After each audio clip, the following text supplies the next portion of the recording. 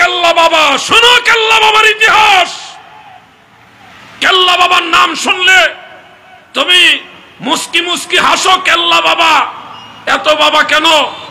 শোনো কেল্লা বাবা কে। সেই সৈয়দ আহমদ গেসুদারাস ওরফে কেল্লা শহীদ রহমতুল্লাহ আলাই শাহজালালের সামনে গিয়ে বলেন, হুজুর আপনি অনুমতি দেন আমি রাস্তা ক্লিয়ার করে দেই। কিভাবে করবে? নারীদের দিকে তাকালে চোখের জিনা হবে, তুমি গুনাহগার হয়ে যাবে, ইমানি বল কমে যাবে। সেই কেল্লা বাবা তখন বললেন, হুজুর আমি তাদের দিকে তাকাবো না, আপনি হুকুম দেন আমি রাস্তা ক্লিয়ার করে দেই। কিভাবে করবে? হুজুর আপনি শুধু হুকুম দেন, আমি তাদের দিকে তাকাবো না। ঠিক আছে, যদি না তাকিয়ে গুনার সাথে জড়িত না হয়ে তুমি রাস্তা ক্লিয়ার করতে পারো, আমি হুকুম দিলাম তুমি রাস্তা ক্লিয়ার করো। তখন বাবা কেল্লা শহীদ রহমাতুল্লাহ আলাই, এখানে ঐতিহাসিক ব্যাপার, ঘটনাটা কয়েকভাবেই আছে যে শত্রুর আঘাতে তখন প্রথমেই তিনি নিজের গর্দানকে কেটে ফেলাইলেন, মানে আঘাত করছে পরে ওই গর্দান শরীর থেকে মাথাটা আলাদা হয়ে গেছেন। কোন কোন বই পুস্তকে এরকম আছে উনি নিজেই নিজের গর্দান কেটে ফেললেন। আল্লাহু আলাম, সঠিক জিনিসটা আল্লাহ পাক ভালো জানেন। আমরা ধরে নিলাম যে কোনো একটা। যখন শরীর থেকে মাথা পড়ে গেল তরবারির আঘাতে, তখন শরীরটা তো মাটিতে পড়ে যাওয়ার কথা, কিন্তু শরীর মাটিতে পড়ে না।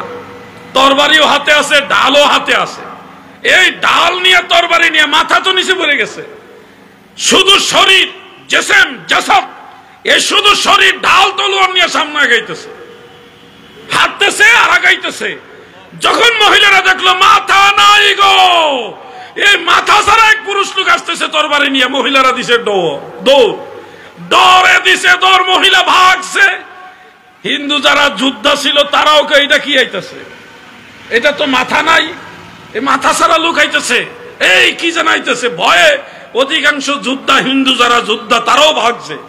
ময়দান প্রায় ক্লিয়ার, অনেকটা ক্লিয়ার হওয়ার পরে ওনার জেসেমটা যখন মাটিতে পড়ে গেল, তখন শাহজালাল রহমতুল্লাহ আওয়াজ শুনে তিনি তাকায় দেখেন মহিলারাও নাই, রাস্তাও মোটামুটি ক্লিয়ার, আর ওই যোদ্ধারাও মোটামুটি অনেকেই ভাগছে, অল্প কিছু আছে। যখন আল্লাহর ওলিরা ঘুরে দেখে রাস্তা ক্লিয়ার, তরবারি নিয়ে দৌড় দিছে, বাকিগুলিতে এমনি নাই।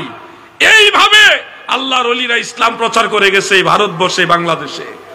সেই কেল্লা শহীদের মাথা ফেলে দিয়েছিল খোয়াই নদীতে। হবিগঞ্জ একটা নদী আছে খোয়াই নদী, সেখান থেকে এই কেল্লা ভাসতে ভাসতে আল্লাহ পাকের কুদরতে তিতাস নদীতে আসছে। কোন নদী? তিতাস নদী। আসতে আসতে ওই যে খরমপুর বলা হয়, খরমপুরের কেল্লা বাবা, ওই অঞ্চলের মধ্যে হিন্দু জেলে যারা মাছ ধরে, যারা ফিশারম্যান, তারা জাল নদীতে ফেলেছে মাছ ধরার জন্য, সেই জালের ভিতরে কেল্লা বাবার মাথা উঠছে। ওই মাথা শুধু আল্লাহ আল্লাহ আল্লাহ আল্লাহ এভাবে জিকির করতেছে উচ্চ স্বরে। হিন্দুরা ভয় পেয়ে গেল এবং ওই জাল থেকে মাথা নদীতে ফেলে দিল। দ্বিতীয় দিন আবার তারা মাছ ধরার জন্য জাল ফেলেছে, আবার সেই জালের ভিতরে মাথা উঠছে, ওই মাথা জিকির করতেছে আল্লাহ আল্লাহ আল্লাহ আল্লাহ। দ্বিতীয় দিনও তারা মাথাটা নদীর মধ্যে ফেলে দিয়েছে। তৃতীয় দিন আবার সেই জালের ভিতরে যখন মাথা উঠল এবং মাথা জিকির করতেছে, এখনো যদি কেল্লা বাবার মাজারের পাশে নীরবে চুপচাপ গভীর রাতে আপনি বসে থাকেন, যদি আপনি সেই ধরনের মোরাকাবা করেন, দেখবেন মাজারের ভিতর থেকে আল্লাহ আল্লাহ জিকির আওয়াজ শোনা যায়। আপনি ট্রাই করেন, শুনতে পাবেন। সেই মাথা যখন তৃতীয় দিনও জালের মধ্যে উঠলো, তখন লোকেরা কি করলো, ওই হিন্দু জেলে যারা, তারা মুসলমান খুঁজে বাইর করলো, তোমাদের ধর্মের একজন লোকের মাথা পাওয়া গেছে, তোমরা এদিকে আসো, এই হলো এই। তখন তারা দেখলো মাথাটা জীবিত, জিকির করতেছে। তখন তারা জানাজা পইরা ওই খরমপুরে যেখানে মাজার, ওইখানে ওনাকে দাফন করছে। আজও পর্যন্ত শুধু মাথা। ওনার মাজার কিন্তু দুইটা, একটা মাজার হলো হবিগঞ্জে, আরেকটা হলো এখানে খরমপুরে, দুইটা মাজার। এবং আপনারা আরো আশ্চর্য হবেন, হযরত ইমাম হুসাইন রাদিয়াল্লাহু আনহুর মাজার দুইটা মাজারই আমি জিয়ারত করছি আলহামদুলিল্লাহ। ওনার শের মুবারকের মাজার হলো মিশরে, ইমাম হুসাইন রাদিয়াল্লাহু আনহুর মাজার দুইটা। এই মাথা মুবারকের মাজার হলো মিশর, আর জেসেম মুবারকের মাজার হলো কারবালার ময়দানে। আল্লাহ যদি বাঁচায় আগামী মাহে মুহররমে আবার কারবালাতে যাব ইনশাআল্লাহ। সেই প্রস্তুতি চলতেছে, আমরা একটা ছোট্ট কাফেলা যাব। আজকে মাওলানা রইসউদ্দিন সাহেব গাজীপুরে শহীদ হয়েছে, তার জন্য সারা বাংলার আবাল বৃদ্ধা বনিতা শিশু কিশোর নারী পুরুষ সকল মুমিন মুসলমানেরা কেন এত উত্তাল তরঙ্গের সাথে রাজপথে নেমে আন্দোলন করছে? মূল কারণ হলো মাওলানা রইসউদ্দিনের সাথে আল্লাহ রসুলের সম্পর্ক। যারা নবীকে ভালোবাসে আমরাও তাকে ভালোবাসি, ঠিক কিনা বলেন?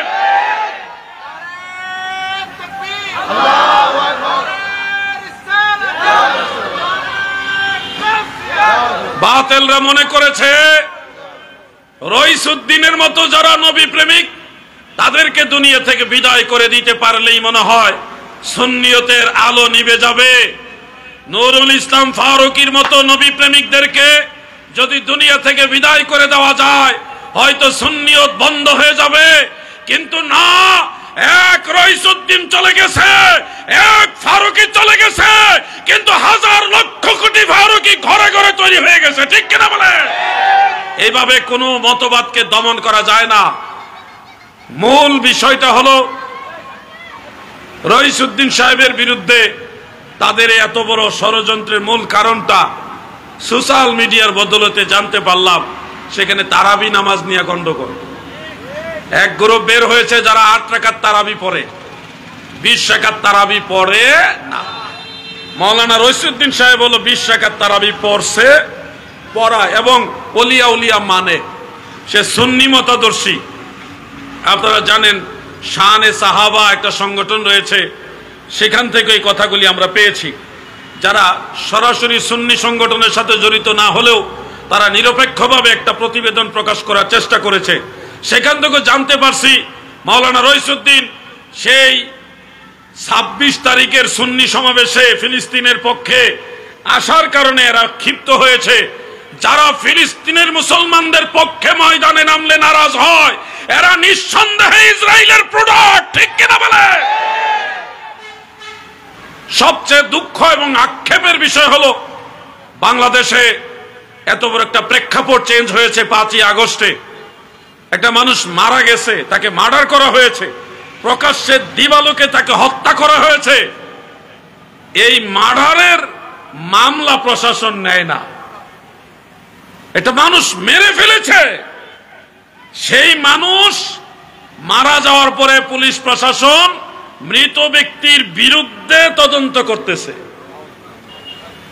অথচ সেই মার্ডারের মামলা নিচ্ছে না আসামিরা। সেই মার্ডার হওয়া লোকের বিরুদ্ধে অভিযোগ দিছে, এটা প্রশাসন নেয়, আসামিদের অভিযোগ নেয়। কিন্তু যে দুনিয়া ছেড়ে চলে গেল, যে শহীদ হয়ে গেল, তার পক্ষে মামলা নেয় না। আমরা প্রশাসনের প্রতি আর আস্থা রাখতে পারি? একদিন আপনি মারা যাবেন, আপনার কেউ মারা যাবে, আপনার সন্তান মারা যাবে, তখন যদি এইভাবেই কারো না কারো ইঙ্গিতে আপনার সন্তান, আপনার ভাই, আপনার প্রতিবেশী তার মার্ডারের মামলা না নেওয়া হয় তাহলে এই দেশে আইন শৃঙ্খলা কি ঠিক থাকবে? আজকে ঢাকায় সুন্নি জামাতের বিশাল আন্দোলন হয়েছে, আগামীকালও হবে, লালদিঘি ময়দানে হবে, আজকে জমিয়তুল ফালাতে হয়েছে। যদি মাওলানা রইসউদ্দিন সাহেবের হত্যা মামলার তদন্ত না করা হয়, তার মামলা যদি প্রশাসন অ্যাকসেপ্ট না করে এবং আসামিদেরকে গ্রেফতার না করে, প্রয়োজনে বাংলাদেশে আরেকটা 5ই আগস্ট হবে। মনে রাখবেন, সুন্নি জনতা শান্তিপ্রিয়, বাঘের লেজ দিয়ে কান খুঁচাবেন না, সিংহকে ঘুম থেকে জাগাবেন না। যদি সুন্নি জনতা ময়দানে নামে, সুন্নি নবী প্রেমিকরা যদি ময়দানে নামে, তখন কিন্তু সামলাইতে পারবেন না। আমাদের এই বাংলাদেশে আমরা শান্তি এবং সম্প্রীতির সাথে সবাই মিলে বসবাস করতে চাই, কিন্তু আমাদের একটা ভাই প্রকাশ্যে দিবালোতে শহীদ হলো, তাকে মেরে ফেলা হলো, হত্যা করা হলো, তারপরেও সেই মার্ডারের মামলা প্রশাসন নেয় না। কতটা দুঃখজনক! এদেশে আইন শৃঙ্খলা কতটা অধপতন হয়েছে। এটা মানুষ মারা গেছে, সে মৃত ব্যক্তির মার্ডারের মামলা নেয় না প্রশাসন। এটা কতটা দুঃখজনক। আজকের এই সমাবেশ থেকে জোর দাবি জানাচ্ছি, যদি শহীদ রইসউদ্দিন সাহেবের মামলা না নেওয়া হয় তাহলে এটাই হবে এই সরকারের জন্য সবচেয়ে বড় ভুল সিদ্ধান্ত। প্রিয় ভাইয়েরা, আজকে ওয়াজ মাহফিলগুলিতে এরকম আমি বলি না, কারো মার্ডার কোনো মামলা এগুলি নিয়ে বলি না, কিন্তু বলতে বাধ্য হলাম, পরিস্থিতি আমাদেরকে বাধ্য করছে। আমরা সুন্নিরা কখনো হিংস্র না, কারো উপরে আঘাত করি না। আজকে দেখেন এদিকে জমিয়তুল ফালাতে হাজার হাজার মানুষ নামছে, ওইদিকে রাজধানী ঢাকায় প্রেস ক্লাব থেকে শুরু করে স্বরাষ্ট্রমন্ত্রীর স্বরাষ্ট্র উপদেষ্টার বাসভবনের উদ্দেশ্যে বিশাল জুলুস হয়েছে, মিছিল হয়েছে। কোন একটা গাড়ি ভাঙচুর হয়েছে? কারো উপর আঘাত করা হয়েছে? কারো বাড়িতে ঢিল ছোড়া হয়েছে? কারো বাড়ির গাছের আম চুরি হয়েছে?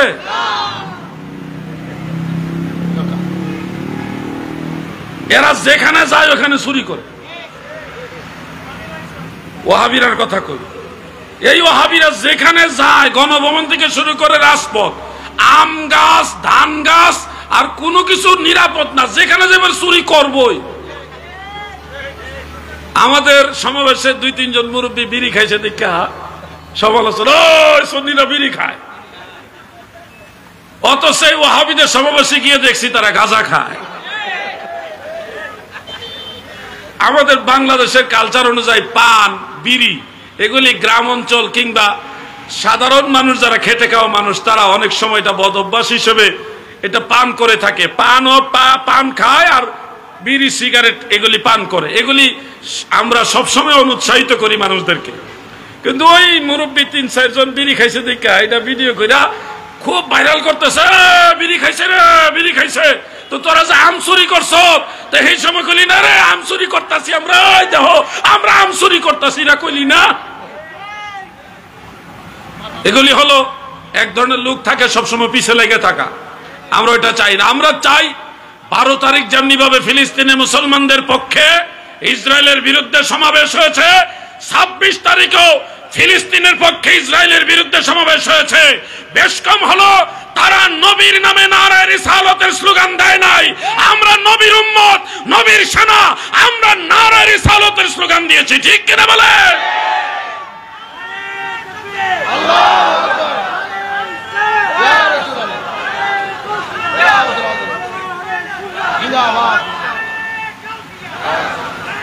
বাটা জুতা কেএফসি বন্ধ করে দিলে এটা ঠিক আছে, রাষ্ট্রীয় পর্যায়ে বন্ধ করে দেন, তাহলে ইসরায়েলের পণ্য বন্ধ হলো।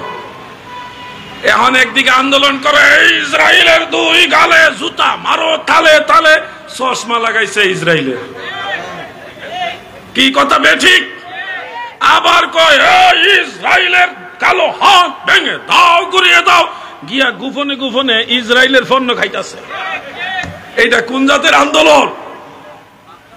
এই জন্য আমরা সুন্নি মুসলমান আপনাদেরকে স্পষ্ট বলি, ইসরায়েলকে শুধু মুখে মুখে বর্জন করলে হবে না, বাস্তবে আপনারা কি পেপসি, কোকা-কোলা বা ফান্টা, ইসরায়েলি পণ্য এগুলি বর্জন করবেন কিনা বলেন? সবাই বলেন বর্জন করবেন কিনা?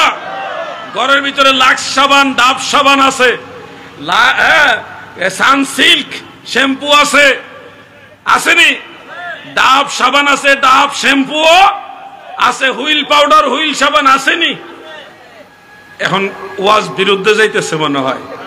এতক্ষণ হুজুরে ঠিক আছিল, এখন আপনার ঘরে যা আছে সেটা আইতাছে। শুধুমাত্র মুখে মুখে বললে হবে না ইসরায়েলকে উড়িয়ে দাও। ইসরায়েলকে দমন করতে হলে আপনার পক্ষ থেকে লাক্স সাবান, ডাব সাবান বা ইউনিলিভারের যত পণ্য আছে সব বয়কট করতে হবে। তাহলে বুঝবো যে আপনি ইসরায়েলের বিরুদ্ধে। যেই জিনিসটা এমন একটা প্রোডাক্ট যেটার বিকল্প আর কোনোটা নাই, তখন আপনি উজরের কারণে মাজুর বশত আপনি সেটা নিতে পারেন, কিন্তু যেটা বিকল্প আছে সেটা আপনি ইসরায়েলি পণ্য নিবেন না। এই পরামর্শগুলি আমরা সবসময় দেই। একদিকে এক কথা, আরেকদিকে আরেক কথা, এটা সুন্নি জনতা সমর্থন করে না। প্রিয় ভাই আমার, আপনাদেরকে বলে যাচ্ছি, চট্টগ্রাম এটা এমনিতে মদিনাতুল আউলিয়া, ওলি আল্লাহর শহর। সারা বাংলাদেশে সবচেয়ে বেশি মেহমানদারি হয় চট্টগ্রামে, দ্বিতীয় স্থানে সিলেট। সিলেটের মানুষ শুনলে আবার রাগ করবে যে আমাদেরকে প্রথম স্থান বললো না কেন। আমি বলবো যে সিলেট থেকে চট্টগ্রাম, চট্টগ্রাম থেকে সিলেট, এই অঞ্চলটা পুরাটাই হলো সুন্নিয়ত বা ওলি আল্লাহদের অধ্যুষিত এরিয়া। আপনি এই চট্টগ্রাম থেকে সিলেট পর্যন্ত যতগুলি জেলা পাইবেন, প্রত্যেকটা জেলার মানুষ আপ্যায়ন প্রিয়, আতিথেয়তা প্রিয়, কারণ এই শিক্ষাটা পাইছে তার আল্লাহর ওলিদের কাছ থেকে। আমার বাড়ি ব্রাহ্মণবাড়িয়া, হ্যাঁ, আমাদের ব্রাহ্মণবাড়িয়াতে হযরতে কেল্লা শহীদ রহমতুল্লাহ আলাইহির মাজার আছে। কেল্লা শহীদ কে জানেন? খরমপুরের কেল্লা বাবা। যারা কেল্লা বাবা কইলে হাসেন, আপনি জানেন ওই কেল্লা বাবার কারণে আপনি মুসলমান হইছেন। কেল্লা বাবাকে জানো? কেল্লা বাবার ইতিহাস 2 মিনিটে বলে দেই। কেল্লা বাবার মূল নাম হলো সৈয়দ আহমদ। ওনার লম্বা লম্বা চুল ছিল, এই জন্য বলা হতো গেসুদারাজ, উরফে কেল্লা শহীদ। সৈয়দ আহমদ গেসুদারাজ উরফে কেল্লা শহীদ রহমতুল্লাহ আলাইহি। প্রসিদ্ধ একটা ঘটনা, আল্লাহু আলাম, এটা তো ঐতিহাসিক ঘটনা, কোরআন হাদিসের মতো একেবারেই অকাট্য না, ঐতিহাসিক ঘটনা। হযরতে শাহজালাল ইয়ামানি মুজাররাদি রহমতুল্লাহ আলাইহি 360 আউলিয়া নিয়ে প্রথম আসছে চট্টগ্রামে। এই চট্টগ্রাম থেকে ওনারা ইসলামের দাওয়াত বা খেদমত করতে করতে এই ফেনী, নোয়াখালী হয়ে, কুমিল্লা হয়ে, ব্রাহ্মণবাড়িয়া হয়ে, হবিগঞ্জ হয়ে সিলেট গেছে। ওনারা কিন্তু হঠাৎ করে সিলেট যায়নি। এবং হযরত শাহজালাল রহমতুল্লাহ আলাইহি তিনি এই বাংলাদেশে আসার পিছনে মূল কাহিনী হলো শেখ বুরহানুদ্দিন রহমতুল্লাহ আলাইহির বাচ্চা, ওনার সন্তানের আকিকা উপলক্ষে গরু জবাই করছিল। ওই গরু জবাই করার কারণে হিন্দু রাজা এবং হিন্দু যারা ছিল তারা রাগান্বিত হয়েছে, গুসা হয়েছে যে আমাদের মা জবাই করে ফেলছে। এখনো কিন্তু দেখবেন ভারতবর্ষে, বিশেষ করে আসাম রাজ্যে, গরু জবাই করলে তারা মারাত্মক অপরাধ হিসেবে এটা দেখে। তৎকালীন সময়ে এরকম পরিস্থিতি ছিল, গরু জবাই হিন্দু ধর্মের লোকেরা, মুসলমানরা জবাই করলেও এটা মেনে নিত না। প্রকাশ্যে শেখ বুরহানুদ্দিন রহমতুল্লাহ আলাইহির সন্তান, তার আকিকা দেওয়ার কারণে ওই গরু জবাই করার মতোই বাচ্চাটাকে জবাই করে দিয়েছে হিন্দুরা। এই জিনিসটা মুসলমানরা কষ্ট পেয়েছে। এই কষ্টের আঘাত মদিনাওয়ালার কলিজার ভিতরে গিয়ে লাগছে। আল্লাহর হাবিব স্বপ্নে যুগে হযরতে শাহজালাল ইয়ামানি মুজাররাদি রহমাতুল্লাহ আলাইহিকে গিয়ে বলেন, শাহজালাল রে,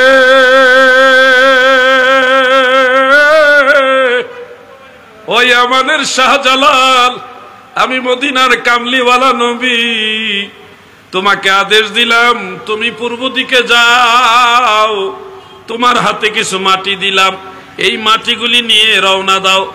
পথিমধ্যে যারা তোমার সফরের সঙ্গী হবে তাদেরকেও তুমি সাথে নিয়ে যেও। এই মাটির সাথে যে অঞ্চলের মাটির ঘ্রাণ এবং রং মিলে যাবে, ওই অঞ্চলে গিয়ে তুমি ইসলামের দাওয়াত দাও। আমি রাহমাতুল লিল আলামিন নবী তোমাকে আদেশ দিলাম। সেই মাটি স্বপ্নে যুগে এসে নবীজি হযরত শাহজালালের হাতে দিলেন। ঘুম থেকে জাগ্রত হয়ে দেখে স্বপ্নের ভিতরে দেওয়া সেই মাটি বাস্তবে তিনার হাতে আছে। ওই মাটি নিয়ে হযরত শাহজালাল আর দেরি করেনি, সবার অনুমতি নিয়ে রওনা দিয়ে দিয়েছে। এই কাফেলা আস্তে আস্তে 360 জন হলো। তারপরে কখনো স্থল পথে, কখনো জল পথে, আস্তে আস্তে চট্টগ্রামে আসছে। চট্টগ্রামের মানুষ এমনিতেই আপনারা সবচেয়ে বেশি ভাগ্যবান। আপনারা এটাও প্রসিদ্ধ আছে, চট্টগ্রামের মানুষ আল্লাহর হাবিবের সাহাবীদের কদম মুবারকের ধুলা পেয়েছেন। এই চিটাগের জমিনে আল্লাহর রসুলের সাহাবীদের কদমের ধুলা লেগেছে। হযরত সাদ ইবনে আবি ওয়াক্কাস রাদিয়াল্লাহু আনহু যখন চীন দেশে যায়, সে চীন দেশে যাওয়ার সময় তিনি এই চট্টগ্রামের বন্দরের মধ্যে এসেছিলেন। এই জন্য আপনারা দামি, কারণ সেই আগের থেকে আপনারা দামি। শাহজালাল রহমতুল্লাহ আলাইহি সিলেট যাওয়ার আগে চট্টগ্রামে ঢুকেছে।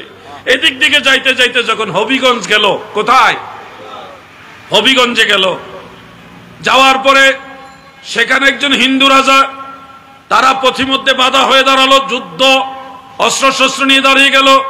হযরত শাহজালাল রহমতুল্লাহ আলাইহি 360 আউলিয়া সহ তারাও তরবারি নিল। এখনো শাহজালাল রহমতুল্লাহ তরবারি আছে হবিগঞ্জে।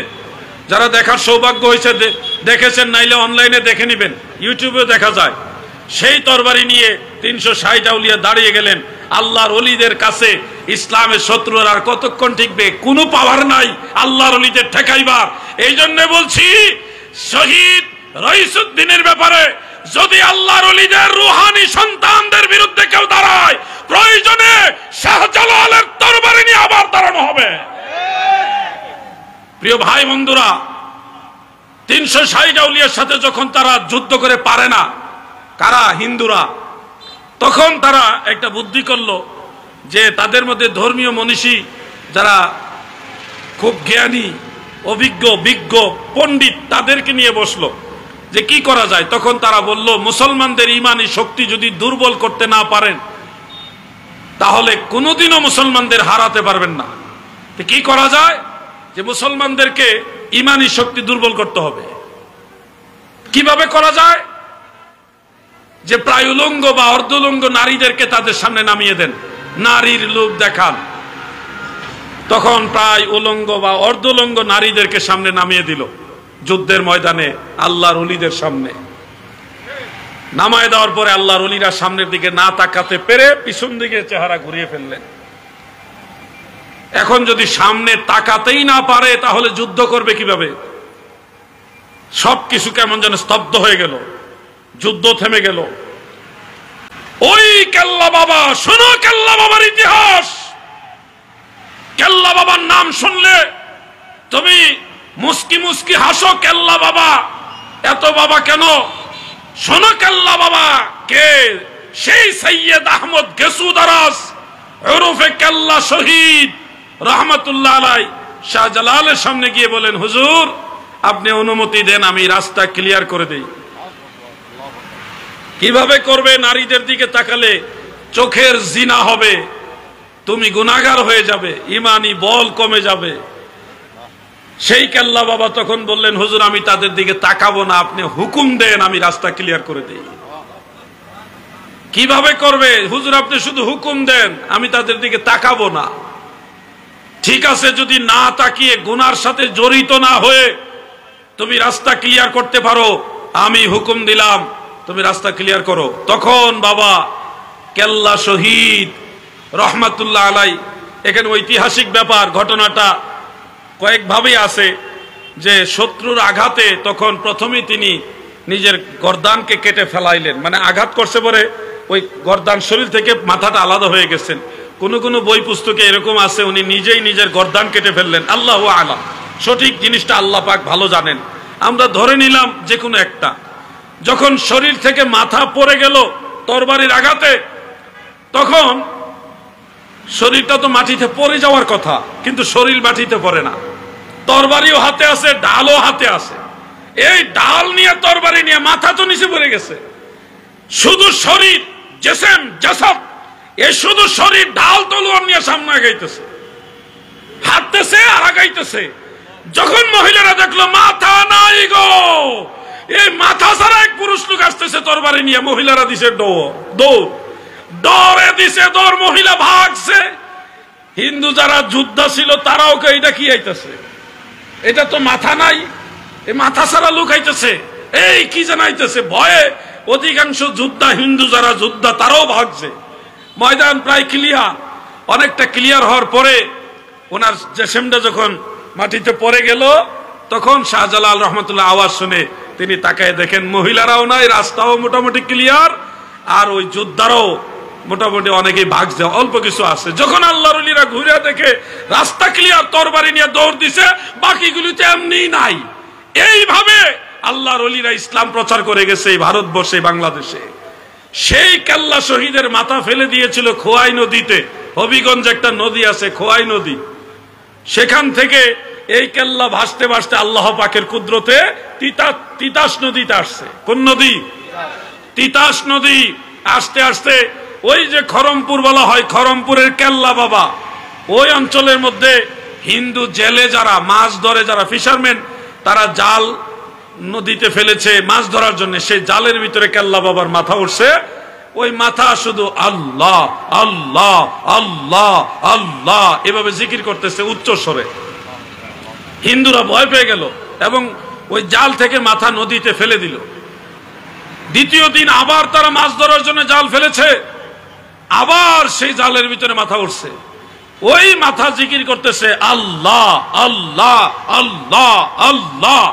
দ্বিতীয় দিনও তারা মাথাটা নদীর মধ্যে ফেলে দিয়েছে। তৃতীয় দিন আবার সেই জালের ভিতরে যখন মাথা উঠলো এবং মাথা জিকির করতেছে, এখনো যদি কেল্লা বাবার মাজারের পাশে নীরবে চুপচাপ গভীর রাতে আপনি বসে থাকেন, যদি আপনি সেই ধরনের মোরাকাবা করেন, দেখবেন মাজারের ভিতর থেকে আল্লাহ আল্লাহ জিকির আওয়াজ শোনা যায়। আপনি ট্রাই করেন, শুনতে পাবেন। সেই মাথা যখন তৃতীয় দিনও জালের মধ্যে উঠলো, তখন লোকেরা কি করলো, ওই হিন্দু জেলে যারা, তারা মুসলমান খুঁজে বাইর করলো, তোমাদের ধর্মের একজন লোকের মাথা পাওয়া গেছে, তোমরা এদিকে আসো, এই হলো এই।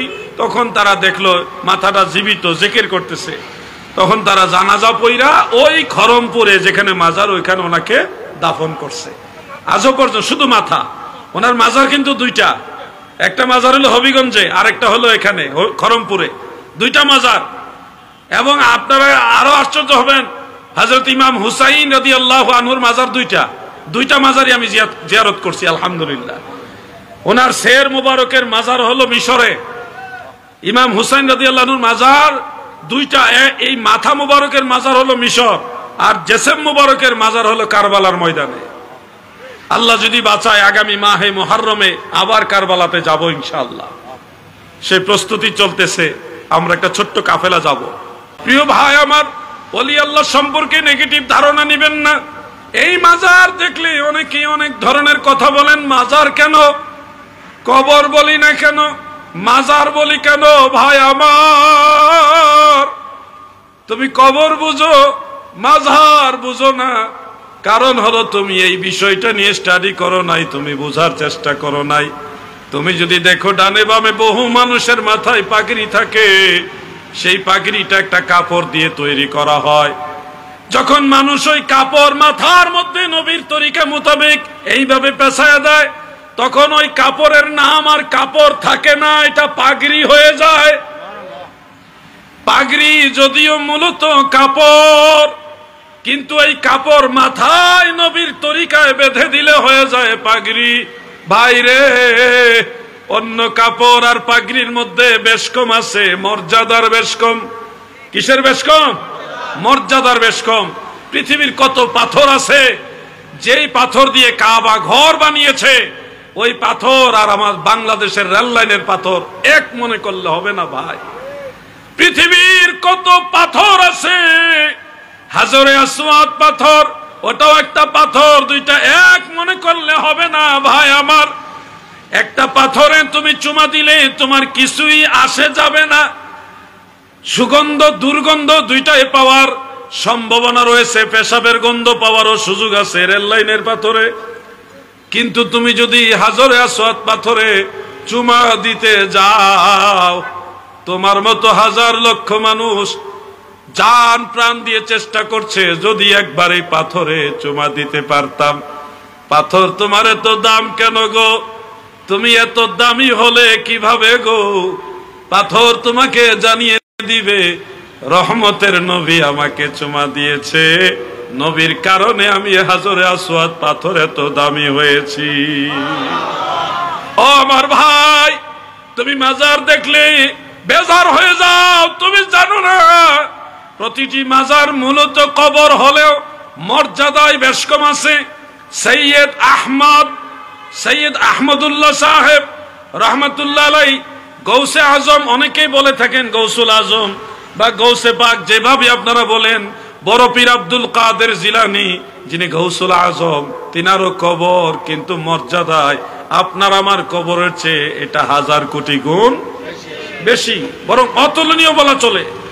এরকম মানুষগুলি যারা দামি মানুষ, তারা মারা গেলে তাদের কবরের কাছে মানুষ গিয়ে ভিড় করে, সেখানে দাঁড়ায়, সেখানে দাঁড়িয়ে দোয়া করে, তাদের উসিলা দিয়ে আল্লাহর কাছে মাপ চায়, বিভিন্ন ভাবে আল্লাহর কাছে প্রার্থনা করে। এই যে জিয়ারত মানে প্রতিনিয়ত মানুষেরা যে কবরের মধ্যে যায়, ইসালে সওয়াব করে, সেখানে দোয়া মুনাজাত করে, এই জিয়ারত যেই কবরকে মুসলমানেরা করে থাকে জিয়ারতের সম্মানে, সেটার নাম হয়ে যায় মাজার। জিয়ারতের সম্মানে, বলেন কিসের সম্মানে? জিয়ারতের সম্মানে। তুমি নজর করো ভাই, তোমার আশেপাশে অনেক কবরস্থান আছে, সেই যে লোকটা মারা গেছে, মারা যাওয়ার পর থেকে আজ পর্যন্ত কেউ তার কবরের কাছে গিয়ে একটু জিয়ারত করবে এরকম লোক নাই। এরকম কবর আসেনি, নাই মনে হয়। ঈদের সময় আপনারা যারা জিয়ারত করেন, ওই ঈদের সময় লক্ষ্য করে দেখবেন অনেক কবর আছে, ওই কবরস্থানে অনেক কবর আছে যাদের আওলাদরা ঈদের দিনও তাদের জিয়ারত করতে আসে নাই। আছে কিনা ভাই? তুমি মরে গেলে তোমার কবরে হয়তো কেউ যাবে না, আওলাদ থাকবে, কিন্তু তোমার খবর নেওয়ার কেউ থাকবে না। কিন্তু তুমি দেখো 750 বছরের আগে, 750 বছরের আগে ওই আরবের ইয়ামান দেশ থেকে আসা একটা লোক, যে দুনিয়াতে জীবনে বিবাহই করে নাই, যার কোনো সন্তান ছেলে মেয়ে কেউ নাই, সেই শাহজালাল ইয়ামানি মুজাররাদি, উনি বিয়ে করেন নাই, এই কারণে ওনাকে বলা হয় মুজাররাদ, মানে একক ব্যক্তি, একলা একলা সারা জীবন কাটাইছে। হয়তো ভাববেন বিয়ে করা সুন্নত, এত বড় একটা গুরুত্বপূর্ণ সুন্নত উনি কেন আদায় করেননি? ও ভাই, তোমার দৃষ্টিভঙ্গি আর আল্লাহর ওলিদের বাস্তব চিত্র অনেক বেশ কম, তুমি জানো না। হযরতে শাহজালাল ইয়ামানি মুজাররাদি রহমাতুল্লাহ আলাইহি আল্লাহর হাবিবের আদেশ পেয়ে সেই রহমতের নবীর হাত মুবারকের মাটি নিয়ে সিলেট পর্যন্ত যাইতে যাইতে, ইসলামের দাওয়াত দিতে দিতে, সারাটা জীবন যুদ্ধ করতে করতে যখন সব এলাকায় ইসলামের দাওয়াত পৌঁছে দিল, মুসলমানের সংখ্যা যখন সব দিকে ছড়িয়ে গেল, তখন শাহজালাল ইয়ামানির মনে পড়েছে, আহারে আমি তো বিয়ে করি নাই। বিয়ের কথা স্মরণ পড়লো কখন? যখন আল্লাহর হাবিবের আদেশ, তুমি যাও ইসলাম প্রচার করো। এই দায়িত্ব পালন করার পরে ওনার বিবাহের কথা স্মরণ পড়েছে। তখন উনি প্রস্তুতি নিলেন যে আমি রসুলে পাকের সুন্নত বিবাহ, এটা আমি সম্পাদন করব। এই সিদ্ধান্ত উনি নিলেন। নেওয়ার পরে তিনি আয়না সংগ্রহ করে তাকিয়ে দেখেন ওনার জীবনের প্রায় সবটুকুই শেষ, চুল দাড়ি ব্রু পর্যন্ত পেকে গেছে, বয়সের ভারে উনি বৃদ্ধ হয়ে গেছে। অথচ একবারের জন্য ভাবে নাই যে আমার বিয়ে করা দরকার। তিনি ভাবছে আল্লাহর রাসূল বলছে কালেমার দাওয়াত পৌঁছে দিতে হবে। নবীর আদেশ মানতে গিয়ে ইয়ামান দেশ থেকে নবীর দেওয়া মাটি, সেটা নিয়ে সিলেটের জমিনে চলে আসছে। সিলেট আইসা দেখে এই দেশের মাটির সাথে দয়াল নবীর হাত মোবারকের মাটি মিল আছে। নবীর আদেশ মানতে গিয়ে সারা জীবন পার করে দিয়েছে, বিবাহ করতে পারেননি। বৃদ্ধ বয়সে বিবাহের কথা মনে পড়েছে। চিন্তা করলে এখন তো আমার মৃত্যুর সময়, বয়স একেবারেই শেষ, এই সময় বিবাহ করাটাও একটা দৃষ্টিকটু হবে, মানুষ ভালোভাবে হয়তো সবাই নিবে না। ওই তিনি আর বিবাহ করলেন না। এর কয়েকদিন পরে তিনি ইন্তেকাল হয়ে গেছেন। তিনি দারুল বাকায় চলে গেছেন। এরপরের থেকে সেই 750 বছর, 750 বছরের আগের থেকে তিনি কোন আওলাদ রেখে যাননি, কোন স্ত্রী সন্তান সন্ততি নাই। কিন্তু আপনি দেখেন আজও পর্যন্ত হাজার লক্ষ কোটি মুমিন মুসলমান, সারা পৃথিবীর মুমিন মুসলমান, তারা সবাই হযরত শাহজালালের জিয়ারতে যায়। যায় কিনা বলেন? যায় কিনা বলেন? এই জিয়ারত করার কারণে তিনার কবর হয়ে গেছে মাজার। মাজার শব্দের অর্থ হলো জিয়ারতের স্থান, মাউদিউজ জিয়ারাহ। মাজার এটা ইসমে জরফ, জরফে মাকান, যার আরবি অর্থ হলো মাউদিউজ জিয়ারাহ, বাংলা অর্থ হলো জিয়ারতের স্থান। জিয়ারতের স্থান, এটাকে বলা হয় মাজার। ও ভাই, সেই মাজারের নাম শুনলে তুমি কেমন কেমন করো কেন ভাই? তুমি কি জানো তুমি তোমার সম্মানিত বাবা, তোমার সম্মানিত দাদা, তোমার সম্মানিত দাদার আব্বা 14 পুরুষ মুসলমান হয়েছে সেই মাজারওয়ালাদের উসিলায়, ঠিক কিনা বলে? আজকে যারা মাজার জিয়ারত করলে আপনাকে বিদআতি বলে, মাজার পূজারী বলে, আপনি দেখবেন এরা হলো অরিজিনাল বিদআতি। তাদের আকীদার মধ্যে বিদআত, আমলও বিদআত। আপনারা খেয়াল করে দেখবেন, একটা কথা বললে বেজার হবেন না তো, সুন্নিরা একামত দিলে আগে আগে একামতের আগেই দাঁড়ায় না হাইয়া আলাস সালাহর সময় দাঁড়ায়? কেন দাঁড়ায়? সুন্নিদের জিজ্ঞাসা করবেন আপনারা হাইয়া আলাস সালাহর সময় দাঁড়ান কেন? তারা বলবে আমার দয়াল নবীজি এই সময় দাঁড়াইছে, আমরা নবীর অনুসরণ করি, নবী যেদিকে আমিও সেদিকে। আল্লাহর রসুলের অনুসরণ করার জন্য একামতের আগে দাঁড়াই না, নবীজি হাইয়া আলাস সালাহর সময় দাঁড়াইছেন এই জন্য ওই সময় আমরা দাঁড়াই।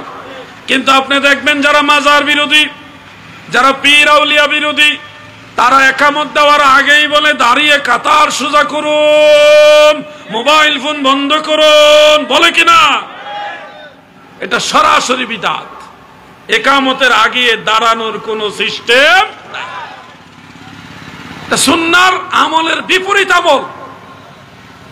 আজও পর্যন্ত হারামাইন শরীফাইনে, মক্কা মুকাররমা, মদিনা মুনাওয়ারায় নজর করে দেখবেন, মিডিয়াতে প্রয়োজনে দেখবেন, মক্কা মদিনার ইমাম সাহেবরা একামত শেষ হইলে আরবিতে বলে সফু সুফুফাকুম, আপনাদের কাতারগুলি সোজা করুন। আরবিতে বিভিন্ন শব্দে ওনারা এগুলি বলে, তারপরে নামাজ শুরু করে। দেখবেন আপনারা খেয়াল করে, যারা হজ করছেন, উমরা করছেন, মক্কা শরীফে মদিনা শরীফে কিছুদিন ছিলেন, তারা তো নিজের চোখে দেখছেন। এবং মসজিদুল আকসা শরীফ ওই আমলটা আছে, আমি নিজে দেখে আসছি। একামত শেষ হলে ইমাম সাহেব বলে দাঁড়িয়ে কাতার সোজা করুন। আর আমাদের দেশে একামত শুরু করার আগেই কই দাঁড়ায় কাতার সোজা করেন। তাহলে নবীর সুন্নত বাদ দিয়া মাজার ভেঙে ফেলতে চাও? মাজার তো সুন্নতের বিরোধী জিনিস না। বলবেন বাংলাদেশে সব পীরের মাজার এত বেশি, আপনি কল্পনা করতে পারবেন না বাংলাদেশ আর কি মাজার আছে, কয়টা মাজার আছে। আপনি বাংলাদেশের মাজার তো দেখলে মনে হবে এটা গরিব দেশের মাজার। মিশরে যান, হাফেজুল হাদিস ইমাম ইবনে হাজার আসকালানী রহমাতুল্লাহ আলাইহির মাজার, কি শান শৌকতওয়ালা মাজার। হাফিজুল হাদিস ইমাম জালালউদ্দিন সুয়ুতী রহমাতুল্লাহ আলাইহির মাজার দেখুন।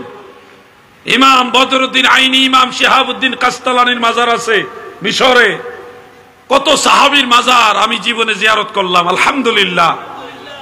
হযরতে ইউশা বিন নুন আলাইহিস সালামের মাজার 55 হাত লম্বা, বিশাল লম্বা।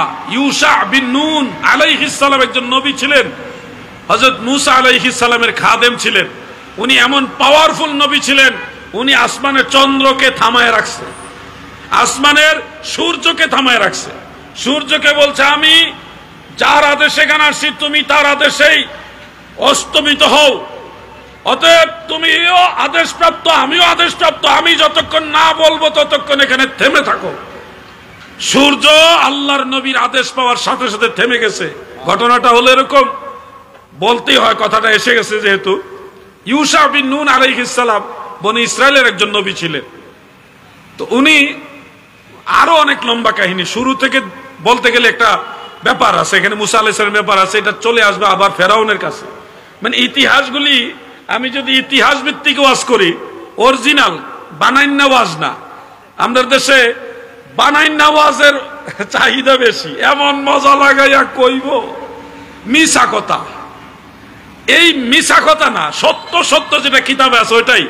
আমি মাঝখান থেকে এটুকু বলি, একটা জাতি ছিল আমালিকা জাতি। আমালিকা জাতি বলতে এরা গায়ে শরীরে এত বৃহৎ ছিল, যাদের পায়ের হাঁটুর নিচে পড়ে থাকতেন তৎকালীন অন্যান্য এলাকার মানুষেরা। কত বড় আকারের মানুষ। এবং এটাও জানা যাচ্ছে যে মিশরের এত বড় পিরামিড, বড় বড় 40 টন বা আরো বড় বড় এত টনের ওজনের পাথরগুলি উপরে তুলছে এই আমালিকা জাতির বড় বড় বৃহৎ আকৃতির লোকেরা। এটাও একটা মত। এই আমালিকা জাতির সাথে যুদ্ধ করার আদেশ দিছে আল্লাহ।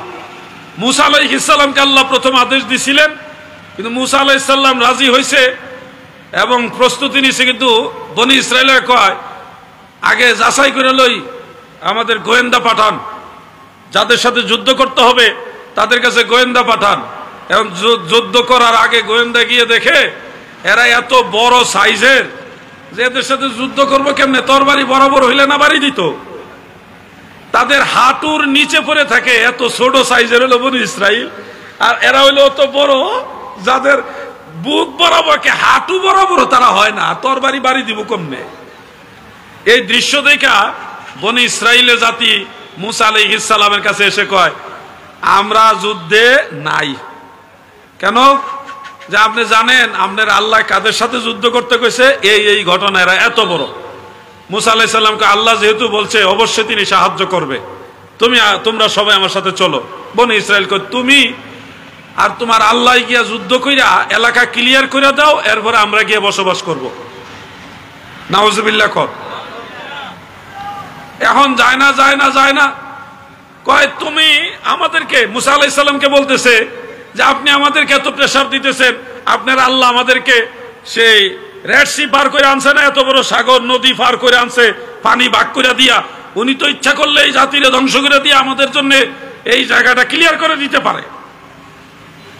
এই জাতি বড় ডেঞ্জারাস জাতি। আপনারা যে বলেন নীল নদ, আসলে নীল নদ না, এটা রেড সি। এটা নদীর মতোই, একটা বেশি বড় না, আমাদের পদ্মা নদীর মতো একটা নদী, এটার নাম হলো রেড সি। এইটা পার হয়েছে 12টা রাস্তা দিয়ে পার হয়ে এই পার আইসা আমরা পানির পিপাসা লাগছে, আপনার আল্লাহরে কোন আমাদের পানি খাওয়াইতো। কি খাওয়াইতো? পানি খাওয়াইতো।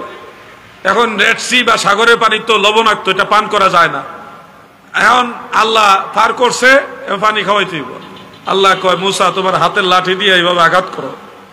আঘাত করছে 12টা গোত্র 12টা জায়গায় এইভাবে আঘাত করছে, এবং 12 জায়গায় অটোমেটিক মিষ্টি পানি, পাশেই কিন্তু সাগর, এখানে আঘাত করছে, এখান থেকে মিষ্টি পানি বের হইতেছে।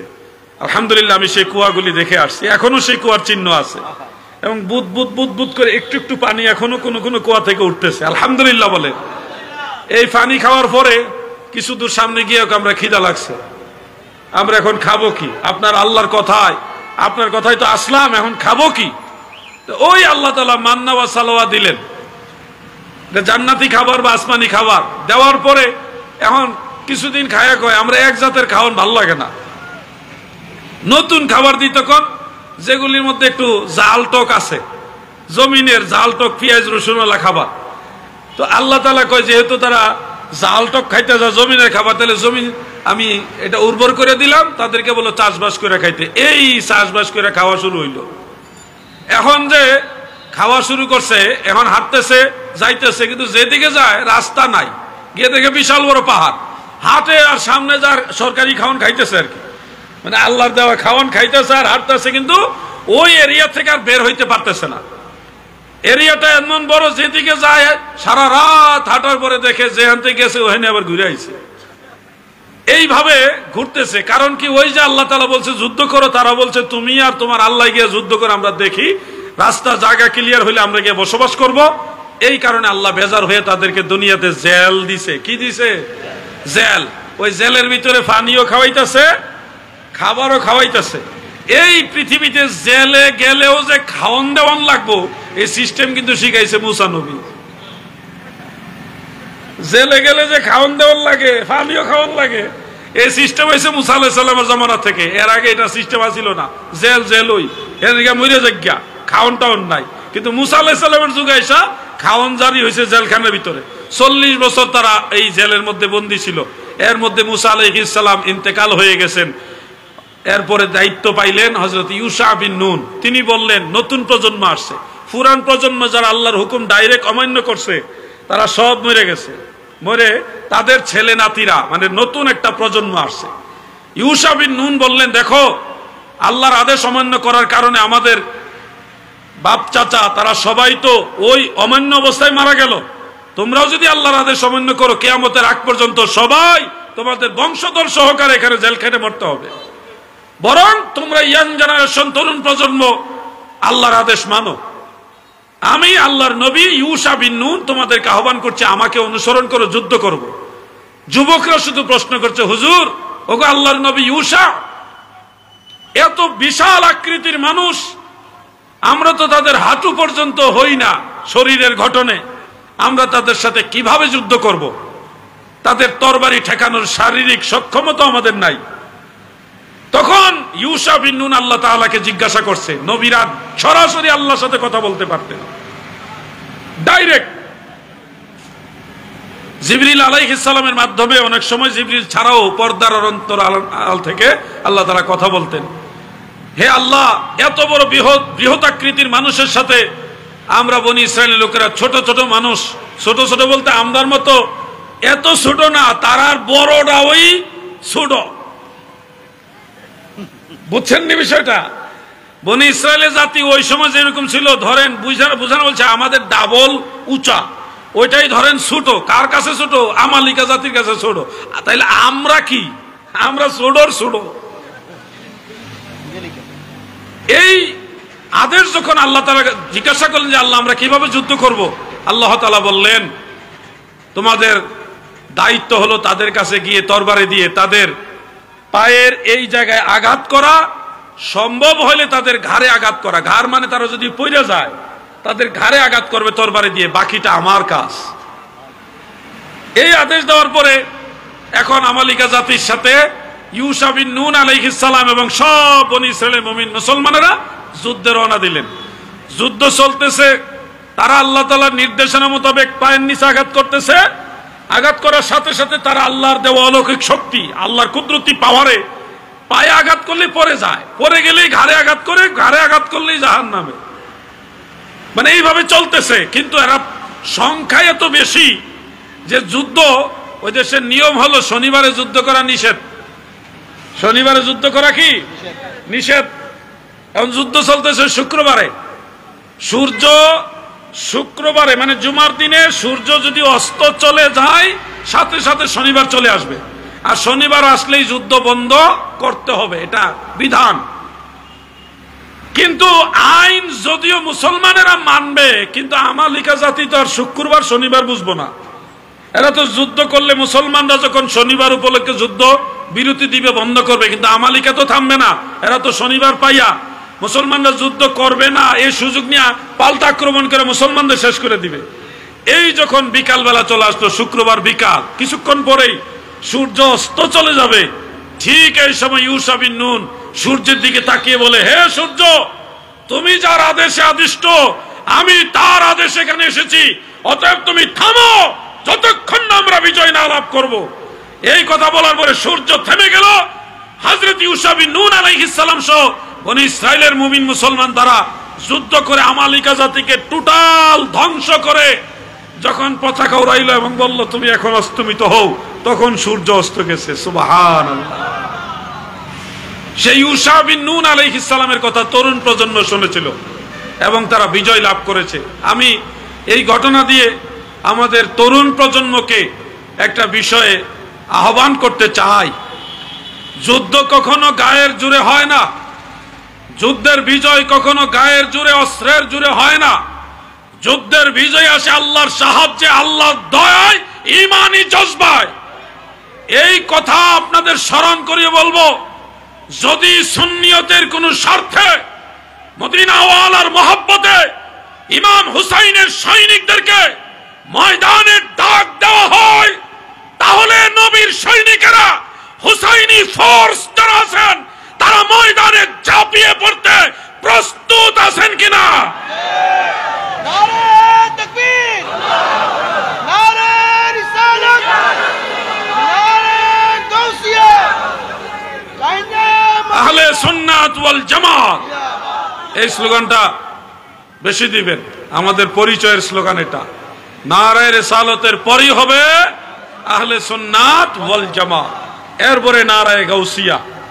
নারায়ে গাউসিয়া নিয়ে অনেকের অ্যালার্জি আছে, নারায়ে গাউসিয়া পছন্দ করেন না। দাদু কিভাবে আপনাকে বুঝাই, যারা গাউসুল আজম বা কাদরিয়া তরিকার অনুসারী, তারা তাদের তরিকতের স্লোগান হিসেবে তারা যে গাউসে পাকের অনুসারী সেটা চিহ্নিত করার জন্য নারায়ে গাউসিয়া দেয়।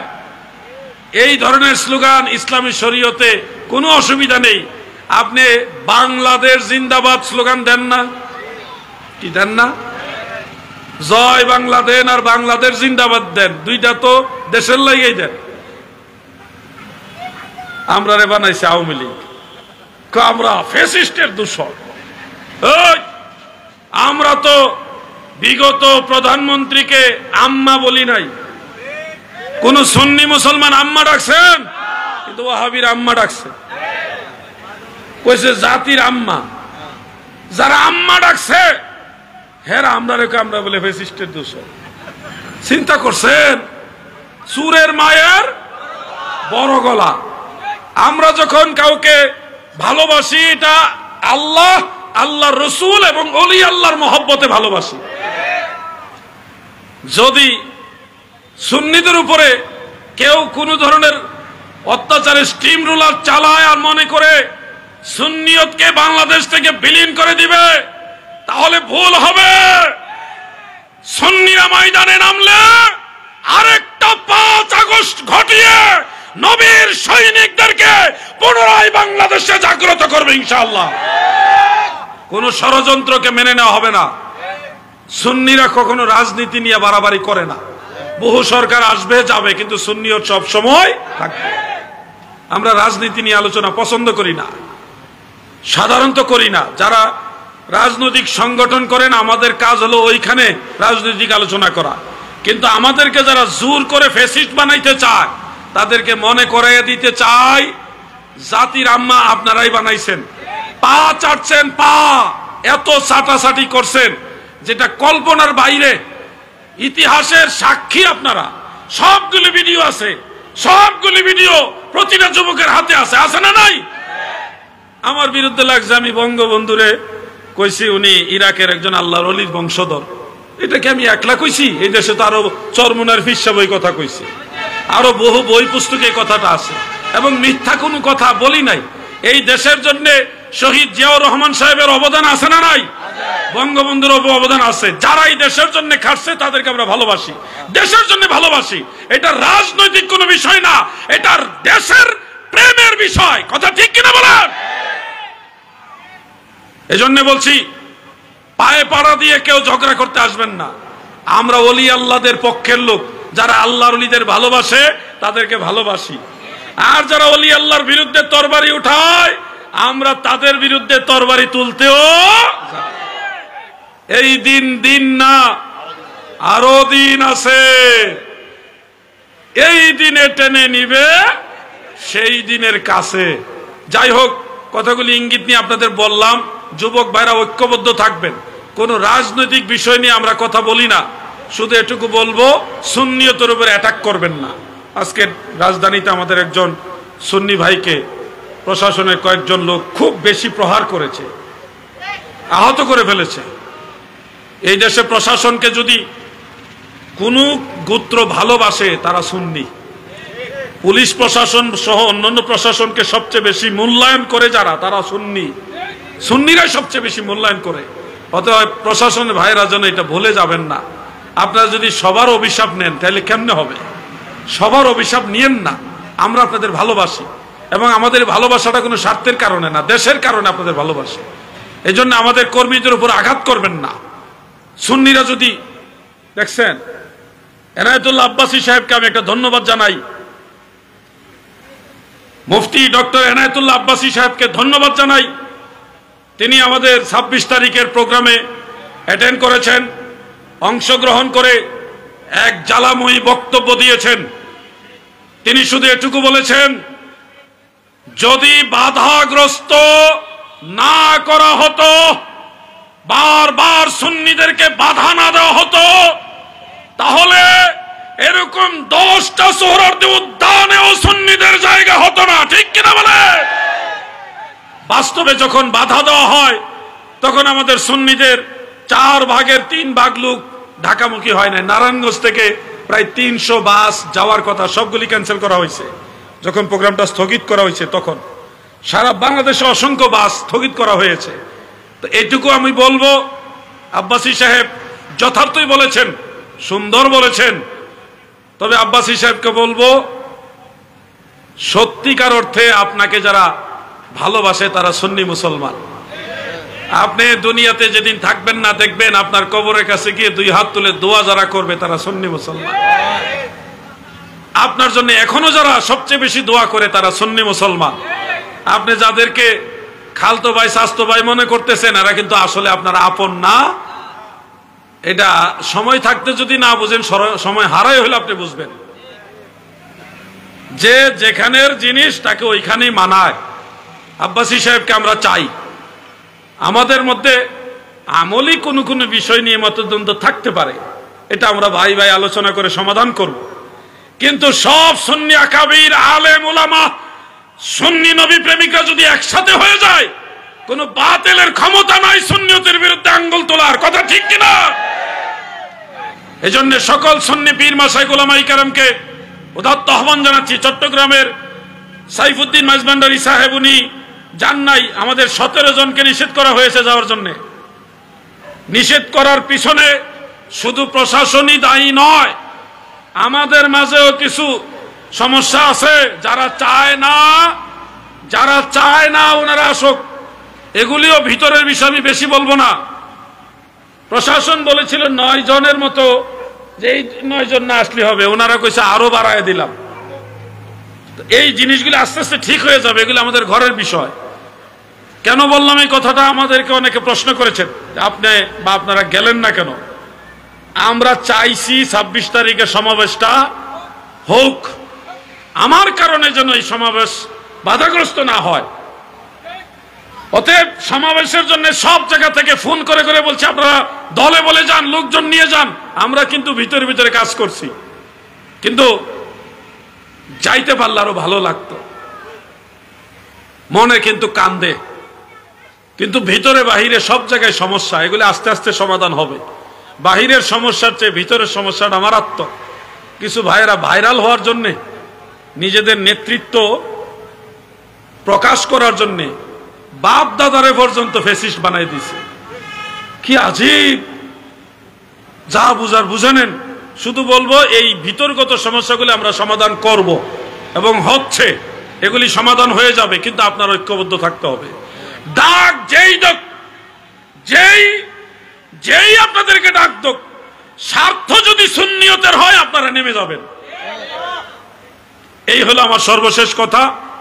রাত্র গভীর হয়ে গেছে। আমি 2-1টা প্রশ্ন প্রত্যেকটা মাহফিলে নেই, আজকেও আমি নিব যুবকদের স্বার্থে। কারণ আমি এতক্ষণ যেটা প্রয়োজন মনে করছি আলোচনা করছি, কিন্তু এলাকার এমন অনেক 2-1টা বিষয় থাকতে পারে যেগুলি আলোচনায় আসে নাই। তাই জন্য সরাসরি যে কোনো 2 জন যুবককে আমি প্রশ্ন করার সুযোগ দিব। এই যুবকরা যেন মাহফিল কমিটির কেউ না হয়। মাহফিল কমিটির লোকেরা হলে বলবে সাজায় নিয়ে আসছি। আপনারা যারা শ্রোতা আছেন, আপনাদের পক্ষ থেকে যে কোনো 2 জনকে আমি বলবো, যে কোনো 2 জনকে আমি প্রশ্ন করার সুযোগ দিব। শর্ত, কোনো রাজনৈতিক প্রশ্ন করবেন না এবং কাউকে নির্দিষ্ট করে ইন্ডিকেট করে প্রশ্ন করবেন না। প্রশ্নটা যেন শিক্ষণীয় হয়, ধর্মীয় হয়, ধর্মীয় এবং শিক্ষণীয় হয়। যারা প্রশ্ন করার মতো আগ্রহী, শিক্ষণীয় এবং ধর্মীয় গুরুত্বপূর্ণ প্রশ্ন যারা করতে আগ্রহী, আমি 2 জনকে সুযোগ দিব। আপনারা 2 জন মঞ্চের কাছাকাছি আসার জন্য সময় দিলাম, একটু সুযোগ দিলাম। আর ওই সময়